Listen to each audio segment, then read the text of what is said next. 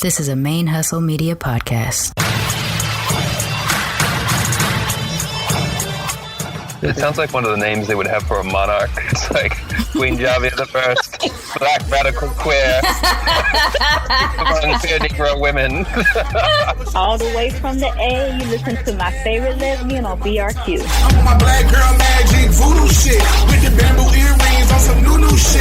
I'm new when this Molly asking who this bitch. I'm the bitch with the pussy with the judo grip. Hey y'all, this is Javia Nicole, aka your favorite lesbian, and you're listening to Black Radical Queer Podcast, our stories on our own terms.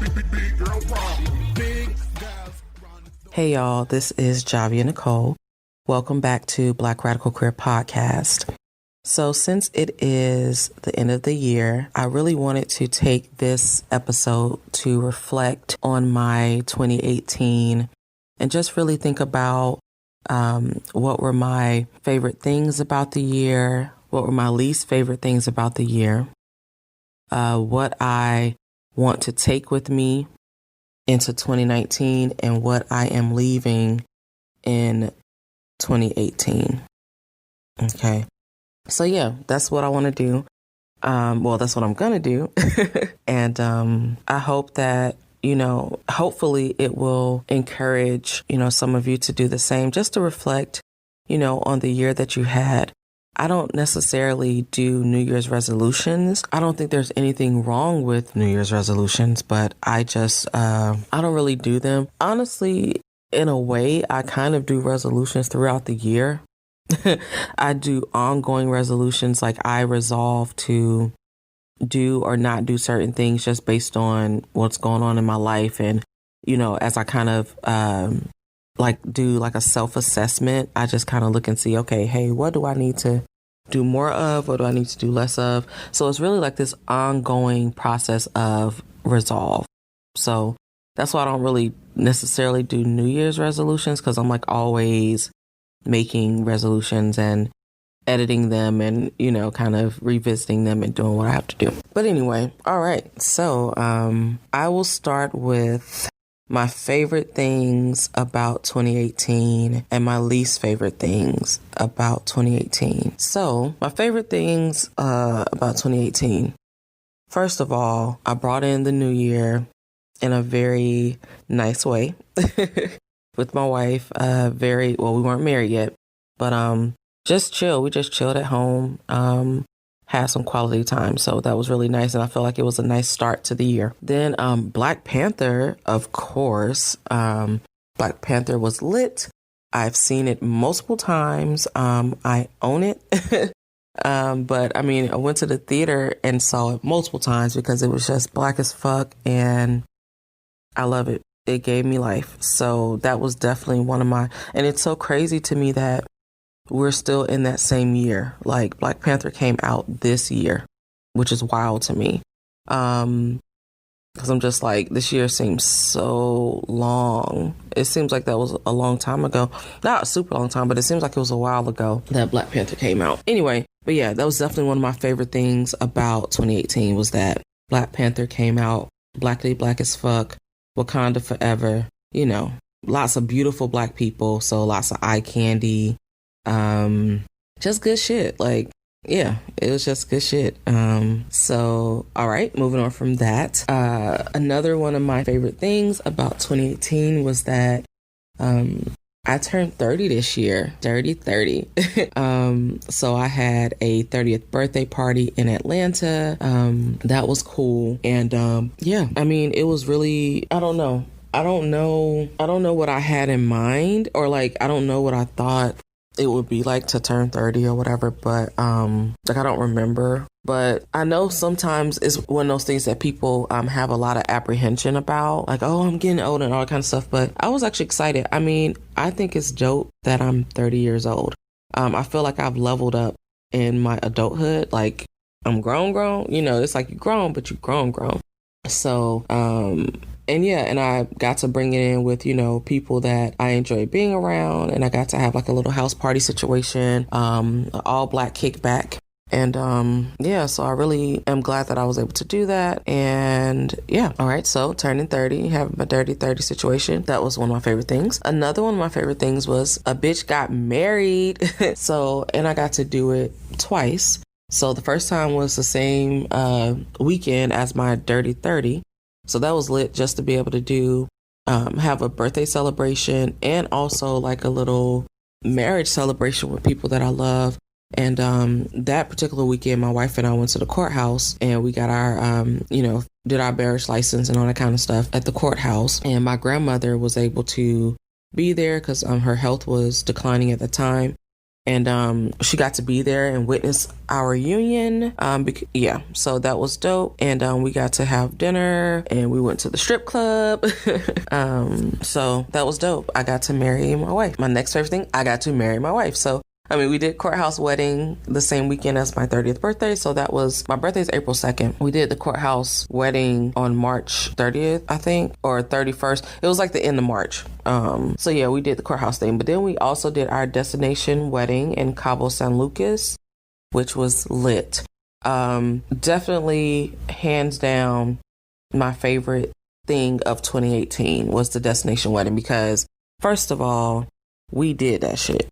It still blows my mind that we pulled it off. I mean, when we got engaged, it's not like we had any damn money and we were just, I proposed because I was like, I want to fucking marry her. But, we didn't have much and we started doing our wedding planning and we just saw those costs start racking up. And so then we changed to doing a destination wedding instead of doing a wedding here. Fantastic decision. I highly recommend it. I highly recommend doing a destination wedding. Lit. That's all I'll say. It was lit as fuck. I would love to do it again.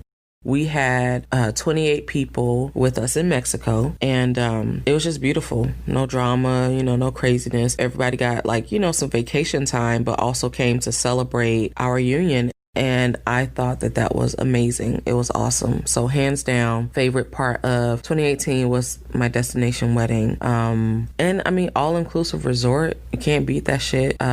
Lit. It was my first time going to an all-inclusive resort. So now I'm just like, I don't ever want to, go somewhere that's not all-inclusive just because it was so stress-free. We didn't have to carry cards around. We didn't have to carry debit cards and credit cards around and stuff if we didn't want to. We went to the currency exchange when we landed, in Cabo, or we landed in San Jose del Cabo, I think is where the airport is. But anyway, I digress. So we went to the currency exchange and we got pesos so that we could use that to tip and everything. And just, if we wanted to just, have it to use for something. So yeah, that was dope. So we did tip, but we didn't have to carry a bunch of money around on us and all that good stuff. We went on an excursion, which was crazy. It was good and cray. But overall, I would love to do it again. The only thing that I would change is that I wish that that my wife and I had a little longer there because we got there the day before our guests started arriving. But so we got there on a Wednesday and our first round of guests arrived on that Thursday. But Wednesday we were so damn tired from traveling and all that good stuff. And then, we had to get there and we had our welcome bags for the guests. We had to get that situated at the front desk and all that good stuff. So we were so tired that we slept. We got to our room and the resort is big as fuck and it's a lot of walking. So by the time, and our building was all the way in the back because that was the building with the suite, the particular room type that we had. And man, we got to that damn room and knocked the fuck out. So we knocked out. And we got up that evening and went and had snacks and shit and just kind of chilled. But the next day, our guests started arriving. So we had meals with our guests and we did a little game and stuff, get to know you type stuff. So we did all that. And by the time we got through, so that was Thursday and Friday when people arrived. And then the actual ceremony was on Saturday. And then Sunday, we did our excursion. And some people left on Sunday and then everybody else pretty much left on Monday. and we stayed until we left on Wednesday. So really, we only got one full day there with just us two, because the first day we got there, it wasn't a full day, and then of course the day we left, it wasn't a full day. So that really that Tuesday before we left was our only full day there with just like me and her, where we got to just kind of like chill and that kind of stuff. And I wish we had more time to do that, because it was like awesome to be able to have time with like our loved ones. But I wish that we had balanced it out a little better and had more one-on-one time, because I was so done. I was like so drained, even though it was like from a good reason, from hosting, because we still were kind of like in hosting mode, even though, we're doing this destination wedding. Like we had things planned, we had an itinerary, and we're doing stuff. And so I wish we had more time to like recover from that and just relax. So it was like Monday, after kind of like the last round of people left, we just kind of like chilled in the pool, had dinner, that kind of stuff. But that Tuesday was like our only full day with just us two. So yeah, if I had to change anything, it would be that. Like I would have made it, because overall, I think we did 7 days. I probably would have did 10, so that we could have had maybe an extra day in the beginning with just us two, and then like a couple extra days at the end of the trip. Especially at the end of the trip after the ceremony is done, because once we got done with the ceremony, then it's like that weight was like lifted. We didn't have any more planning and stuff to do. We could just like chill. So yeah, that was kind of long and drawn out, but yeah, that was hands down my favorite thing of 2018. What else? Really, after that, like after the first half of the year, things really did start to take a turn. So I guess I'll go ahead and get into my least favorite things of 2018. So one of my least favorite things about 2018 was that I recognized that I stressed over things that I cannot control. And I know that, and of course, I mean, I'm human, I don't feel like that's an unnatural thing to do, but it's something that I did not like. When I reflect back on the year, I look at just how many times like, okay, I'm getting all like either in my feelings or just, worked up or whatever about something. And it's like, ultimately, I can't do anything about it. So why am I expending this much mental and emotional energy on it? Let it go, So that's something when I reflect back on my year that I did not like. That was one of my least favorite things about the year. But hands down, my least favorite thing about 2018 is the amount of loss that I experienced. I am very much grieving because my grandmother passed this year. So I am really glad she got to see my wife and I get married. But she did pass this year. A friend of mine passed this year, a longtime friend. We have been friends for 10 years, and she passed this year. And that was like a week before my grandmother passed. So she passed first, my friend, then my grandmother passed a week later. Then my another, someone like, I guess, well, my soror, a soror of mine who, was a friend. We weren't like besties, I hadn't known her as long as I had known my other friend, but this is someone who had like been in my, stayed at my home, and we've known each other for a few years, and had gotten closer over that time, and she and her passing was much more recent. This was just maybe a week. It's maybe been a week, maybe a little over a week since that happened. So yeah, it was just so unexpected, so violent, and yeah. And so that's really, I'm like, of course, angry, grieving, but also angry about that particular situation. So yeah, just the amount of loss, all these Black women that passed away. And then I know like, other people close to me also experienced loss this year. And a lot of it was all around the same time or like within a couple months, So it's a lot. It's heavy, and that's why I say things kind of took a turn after the first half of the year, because all of this loss that I went through and that like people close to me experienced like happened within the past few months. Like it just blows my mind. And I know it's a part of life, so that I understand that. However, it doesn't make it any less difficult, and that would be hands down my least favorite thing about this year. Like that is just, this year has been it's kind of like I've experienced some of my highest highs and my lowest low, like in terms of this point. Like I've had, moments of joy, and I've had like, getting married was definitely like the highlight of my year, and it was amazing, very much a high. But then like my grandmother passing, very much a low, so it's like having these things that make me really happy, and also something that makes me incredibly sad. So it really has been a tumultuous year with high highs and low lows. But as I'm reflecting on my year, those would be like my favorite and my least favorite things. All right. So I also wanted to talk about what I'm leaving in 2018, what I'm taking into the new year. So I kind of touched on that a little bit when I talked about stressing over things I can't control and that kind of stuff. So I'll start with what I'm leaving in 2018. So one of the things I'm leaving in 2018 is rationalizing other people's shit. Basically making excuses for folks. If someone is on some bullshit, I don't have to try to figure out some mental gymnastics to justify or to absolve them or whatever the fuck they doing. But they, it's just not my responsibility. It's not my responsibility to absolve folks of their foolishness. All right. So I want to leave that in 2018. I want to leave that in 2018 because one of the things that I noticed as I reflect back on this year, that's definitely something I did. I definitely, especially with people close to me, if it's like, oh, well, this person said something to me that was really fucked up. And it's one thing to be mindful and to like take things to consideration. I'm very big on like, let me look at the full context of things. Like, oh, well, maybe this person's going through this, and maybe this is going on, and maybe this is where it comes from. And so this is what I mean by rationalizing.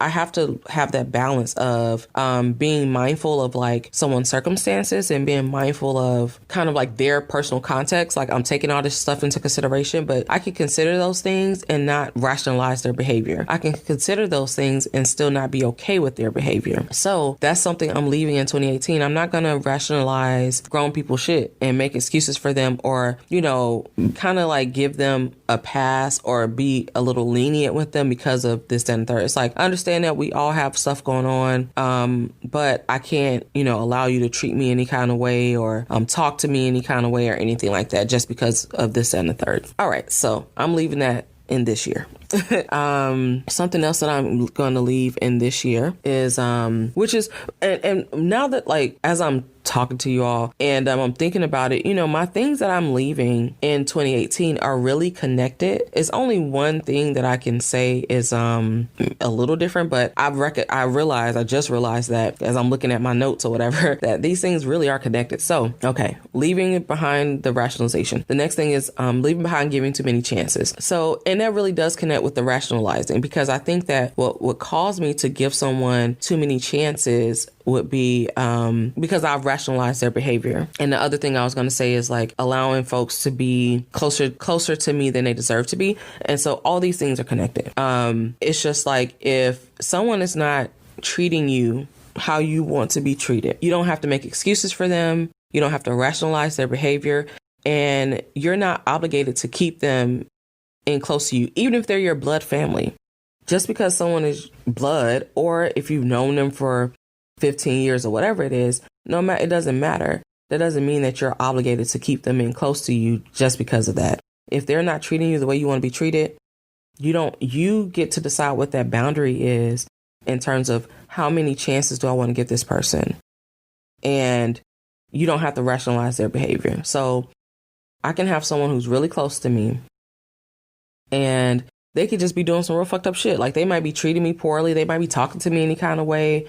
They might be snapping on me or something. And I'm just like, well, damn, I didn't do anything. But they're like, being that kind of way with me. And I understand that people go through stuff. So I do take that into consideration. But I have to decide. And that's something that I've been really reflecting on this year. And it's something that I want to continue to work on.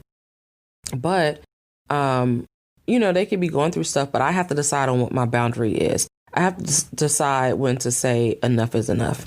So I understand like, that things happen, and I can be understanding. And that's the thing, we can be understanding. That does not mean you have to accept certain things. And that is something that I've had to learn over the course of this year is that just because I understand what you're going through, or I understand what is factoring into you being the way you are, doesn't mean I have to accept your treatment of me. I don't have to accept you snapping on me and being an asshole to me just because I know you're going through this, that, and the third. Like, I get to decide when I'm no longer going to accept that, because I do feel like grace is necessary, and we have to give one another room to like navigate through some shit and go through shit. So, you know, things happen. I'm not going to say, oh, you got a little snappy with me, like that's a wrap. It's not like that. But if it's consistent, if, you know, I'm like, hey, I'm trying to be close to you, be a friend to you, be a sister to you, be whatever to you, and you're consistently being an asshole to me, then after whatever I decide my boundary is, then I'm not going to deal with that anymore. And so for me, what I'm leaving in 2018 is like really, like I said, the rationalization, but also just I don't want to be flexible with my boundaries. So it's striking that balance between me being understanding and like, you know, allowing some room for stuff and being flexible, because life is like that. We do need to be flexible, but my boundaries don't have to be flexible. So I don't have to bend and twist and shape and mold my boundaries around other people and, you know, kind of shift them so that they can accommodate other people's foolishness. I'm leaving that in 2018. Okay. I feel like that was long-winded, so I do apologize. Okay. And then the other thing that I'm leaving in 2018, which will really be a good segue into what I'm taking, or what I'm taking with me into the new year. But the last thing I'm leaving in 2018 is isolation. So even though I'm a pretty open person, you know, I talk to y'all about all kind of shit here on the podcast, and I've told you a lot about myself and my experiences and stuff like that. But the reality is that I am actually a very private person. And I'm the type of person who, when I'm going through something, a lot of times I don't talk about it. I may talk about it after the fact. I'm very much oh, well, I can kind of look back at this and now I can talk about it because I'm like not right in the midst of the situation. But that's me. I'm reflective. So it's like, oh, well, I've gotten through it. Now I can share with you and I can talk to you about it. But when I'm in the midst of it, I definitely tend to isolate myself. And I think that a large part of that is definitely depression. It's definitely, you know, I am used to functioning with depression. Depression is very isolating, and you can know that other people are going through it and still feel by yourself. So that's just the nature of the beast. So I recognize that like I have that tendency to, if I'm in the midst of something, I withdraw. I kind of like go into myself, go into a shell, and I isolate. And so that can be very alienating to my loved ones, you know, to people who care about me and who want to be there for me. That can be very, you know, just like not allowing them to be the support system that they are. So, you know, that's something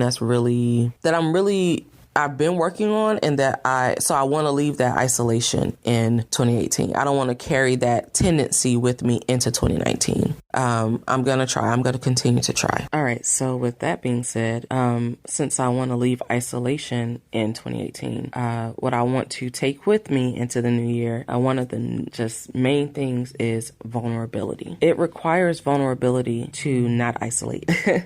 And so this year, I really tried hard, very hard to be more vulnerable, and to be more vulnerable in the midst of going through shit, right? Because that's just different.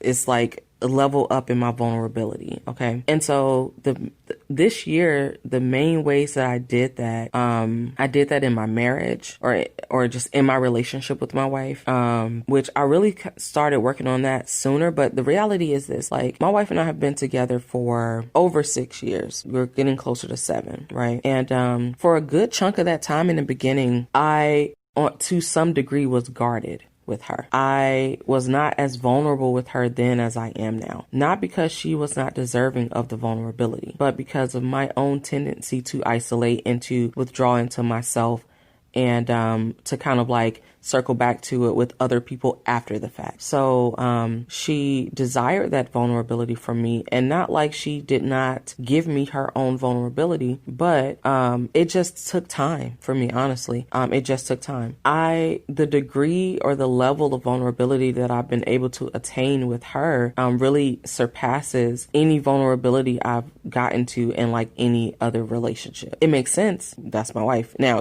but before, even before we got married. But I will say, even in all the years that we've been together, it's been in more recent years, really in the past maybe 2 years, that I feel like, I've kind of made a lot of effort to level up in my vulnerability with her, because I do feel like she deserves it. And because I want her to know me even better. I want us to continue to get to know one another better. And so I really had to make an effort, like a deliberate effort, to be more vulnerable with her. I really dragged that word out. Is that some Southern drawl? What's going on? But yeah, I had to really make an effort, a deliberate effort, to be more vulnerable with her. And so that's something that I started doing. Really, I feel like I really kind of like embarked on that mission to level up around the time that I started therapy. And as I went through that process, and I would kind of like let her know what I was thinking and stuff as I went through the process of going through,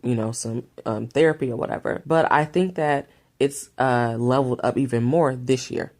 And just making a very deliberate, I don't know. It's just, I just was like, I want to be more vulnerable. And it wasn't like I didn't want to be before. It was just like, I was just so used to not being. I was so used to not opening up in a certain way, or just keeping certain things to myself, going through certain processes by myself. I was accustomed to that. So it took a very strategic, very deliberate effort for me to not do that, for me to, while I'm in the midst of something and feeling something, for me to go to her and for me to share that with her. So it was just, unlearning. I'm trying really hard to unlearn that isolation and that kind of like withdrawn into myself. That doesn't mean that I should, wear my heart on my sleeve or just like lay it all out for everybody to see. No, but that is my wife. So since she is, the closest person to me, I definitely feel like I should be able to do that with her. And I know I can do it with her. It's just a matter of me actually doing it. So that is one of the ways that I have really worked on increasing my vulnerability. And the other ways in my close friendships,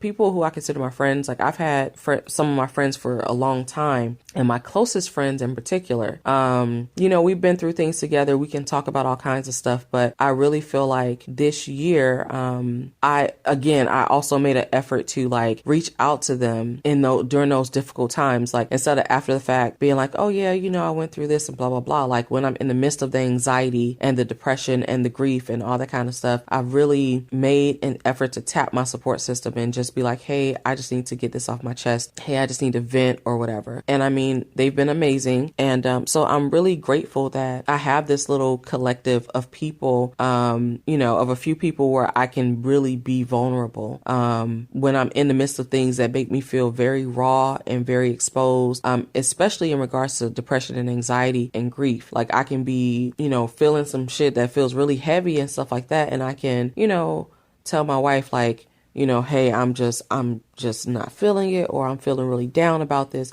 Or I can hit up, my best friend and my boo thing. Like I can hit up my ace. I always call my best friend Ashley, I call her like my ace or whatever. And then my friend Leah, I call her my boo or whatever. So them, I can like, we have our group chat, and I can hit them up and be like, y'all, I am really feeling anxious about this.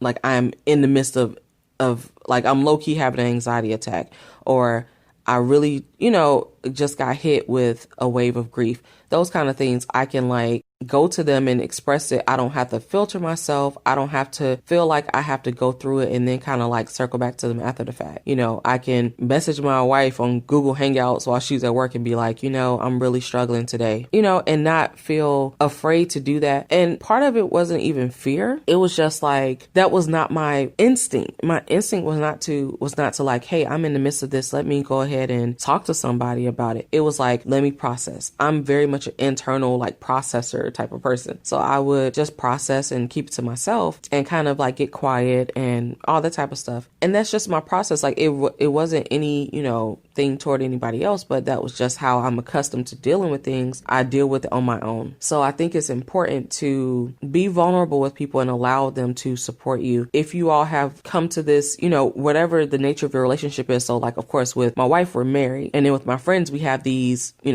long friendships. So in those types of relationships, we have made these commitments to one another for like reciprocity and to be there for one another. And so you have to actually allow people the opportunity to do that. And I feel like in my marriage and in my close friendships, that we've done that. I do feel like there's been a mutual effort, and that we've become closer, and that, I go to them more and stuff like that. So I'm very appreciative of how that has played out this year. I'm very grateful to my wife for being patient, just going through the process and kind of like just trusting the process and going through it. And instead of pressing me about being more vulnerable, she just kind of like, as it came, she just accepted it. As the vulnerability comes, as those, times come where I'm just like, hey, letting her know whether it's good or bad. Like, sometimes it's, hey, I'm feeling anxious. Hey, I'm feeling this and the third. Sometimes it's like, hey, I feel really good. But in those really emotional, raw moments or whatever, instead of her pressing me to,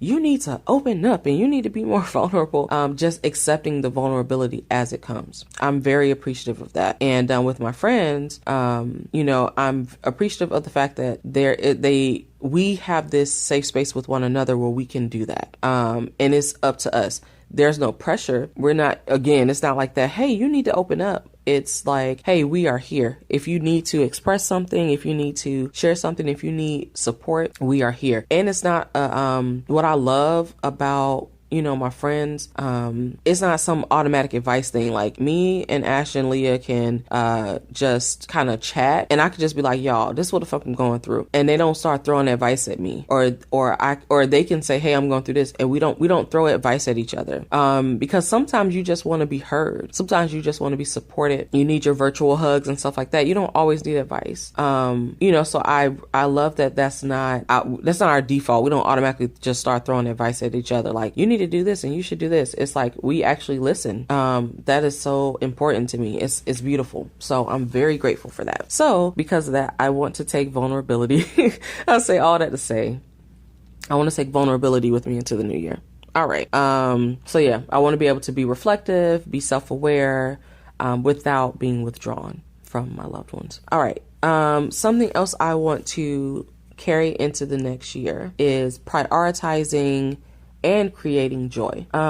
So as I've told y'all, I have persistent depressive disorder. So the thing is, people a lot of times look at depression like it's sadness. You could be depressed and feel other shit. So you could be depressed and be sad. You could be depressed and be happy or whatever. So I recognize that depression is like my default, but I am very much on this mission to create joy. Like, joy is a priority for me, and I want to create as much joy in my life as possible, regardless of the depression. I want to have my moments of joy, right? So that's something that was very important to me this year that I want to carry into the next year, is to prioritize my joy, create joy, really like be in the driver's seat of my joy and not allow other people or things to dictate it. Like, I am in control of it. So, I'm carrying that into next year. I feel like I had never thought about it before until this year. And so, I do feel like once it's something that, once the concept came to mind, I did deliberately do it and prioritize joy. So I want to carry that into next year. I also want to carry into next year, or I guess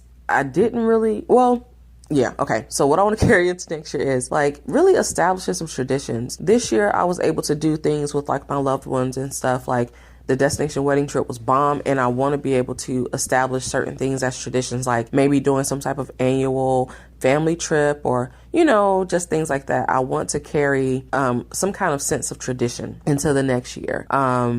So whether it's like having some type of holiday tradition, travel tradition, whatever, I really want to carry that into next year with my blood family and my chosen family. So yeah, that's important to me. And then the other thing that I want to carry into next year are my spiritual practices and rituals. This year, I've really made an effort to connect more with my spirituality. I'm not a very religious person, but I am very spiritual, and I there are certain things I believe in. Like I do believe in some type of higher power, whatever that may be, whatever name, that may be called by God, universe, goddess, most high, whatever that is. I do believe there is something greater than us, greater than just man. And so I've really been making an effort to tap into that more, and definitely even a lot more recently since my grandmother passed, because I'm dealing with so much grief from her passing that I've really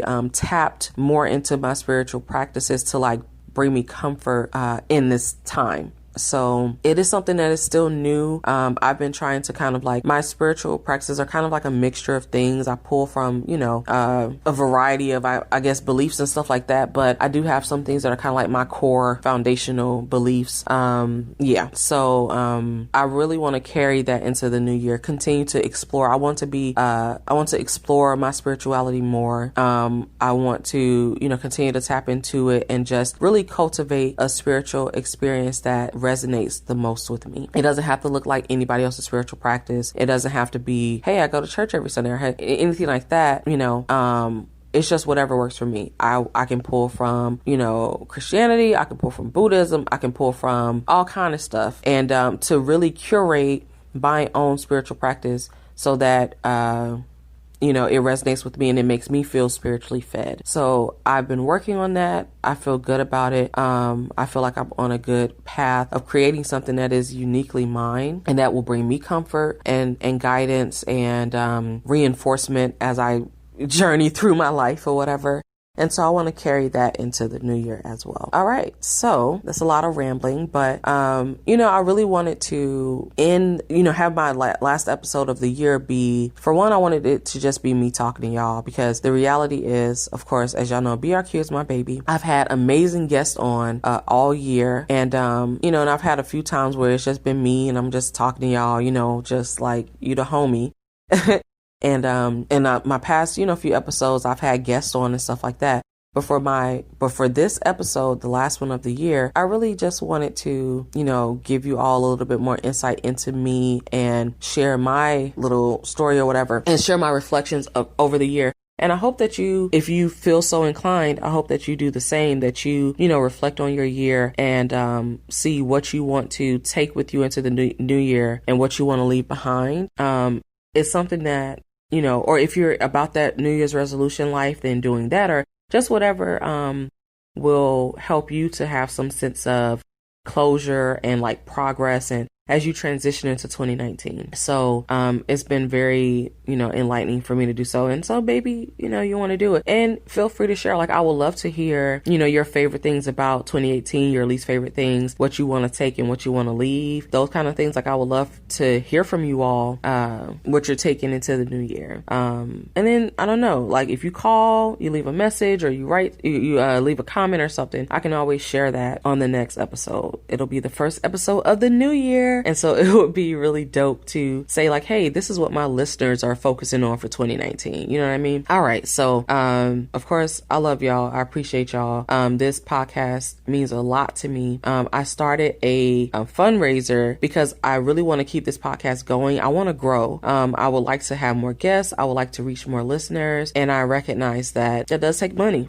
I mean, I need to invest in it. And I have, and I want to continue to do so. But I'm hoping that, for those who are able, they can invest in it as well. So I have a GoFundMe. I have a fundraiser on Facebook. I have Cash App. I got Venmo. I have, a lot of different ways. So I'll just kind of go through those really quickly. So I have my fundraiser on Facebook, and it's just Support Black Radical Queer Podcast. So if you're on Facebook, you can probably find it. I've shared it on the BRQ Facebook page, so the link is on there. So yeah, there's that, the Facebook fundraiser. There's also my GoFundMe. So I started a GoFundMe. Okay, so this is really what happened. I was trying to do the GoFundMe.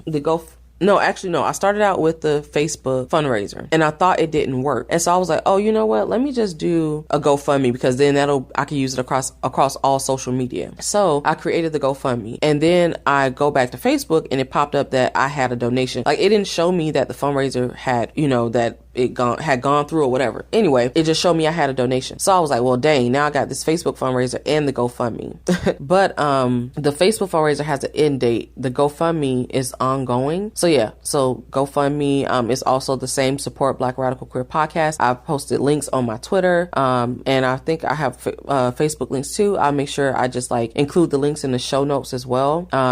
All right, so those both fundraisers. I also have Patreon, so you can become a patron of the podcast, and that's something I really want to work on more. I'm kind of new to, like, I've been a patron actually of artists before, but running it from the, you know, behind the scenes part, I'm still trying to figure out the best way to navigate Patreon and what to offer to my patrons, you know. So I have like a couple patrons so far, but I really have to see, I want it to be beneficial. Those people who decide to support me on a monthly basis, I want to figure out some special things for you all. So suggestions, I am open to them. I have some ideas in mind that I want to implement for next year. So there's also Patreon. And then the other thing is I have a Teespring. So Teespring has the Black Radical Queer merch on it. I have shirts, I have classic tees, v-neck tees, a hoodie, and a mug. And there may even be a tote bag. I can't remember if I still have the tote bag up. But BRQ, merch, swag, whatever.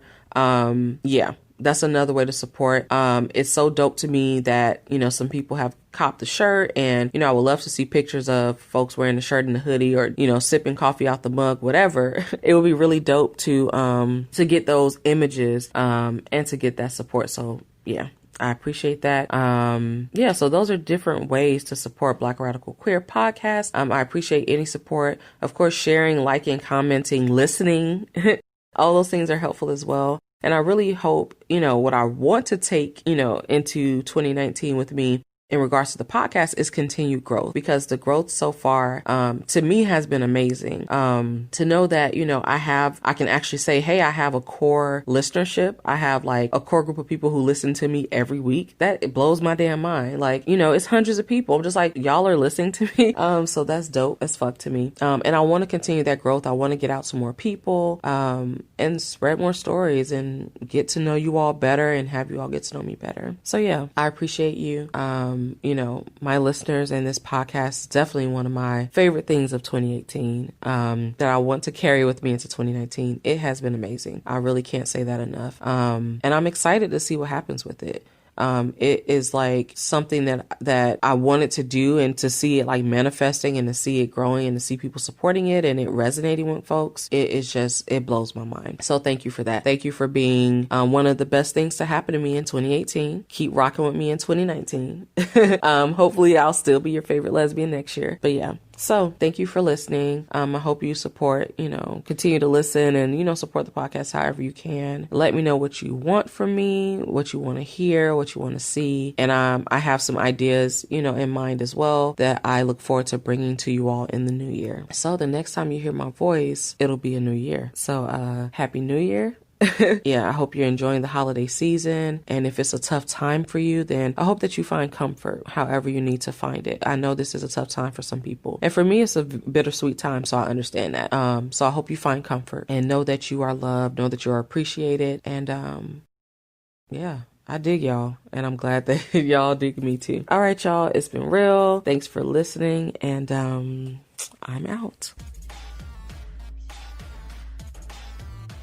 Black Radical Queer Podcast is all about intersectionality and Black queer folks sharing our stories on our own terms. We navigate an array of identities, and BRQ is an outlet where we can see the spectrum of those identities reflected, explored, and celebrated. Black Radical Queer is a ManeHustle Media podcast hosted by Javia Nicole, produced and edited by Charmaine Johnson. Music is by Publicity. You can find us on social media by looking up Black Rad Queer. It's BLK RAD QWR. We are on Facebook as well as Instagram and Twitter. Same handle regardless, at Black Rad Queer, BLK RAD QWR. We also have a Facebook discussion group that's just called BRQ Discussion Group. And you can also listen wherever you get your podcasts. So we're on iTunes, we're on Spotify, Google Play, you know, all those types of things. And we have, you know, our home base that's on Libsyn, so you can listen on there as well. Thank you so much for tuning into this episode. Make sure you come on back around next week to see what we have for you. And all right, y'all, I'm out.